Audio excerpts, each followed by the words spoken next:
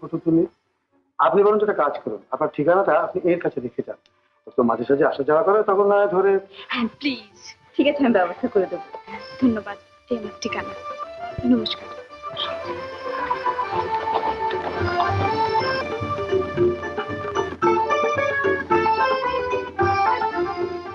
এই যে ভয়ানক সুন্দর মেয়ে গো।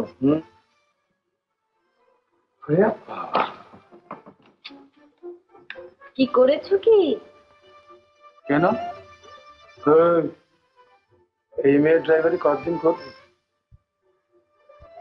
Cinema cinema? হ্যাঁ, আরম্ভ হয়ে গেছে।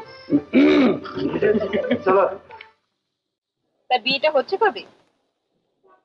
কার বিয়ে? তোমার? কার সঙ্গে?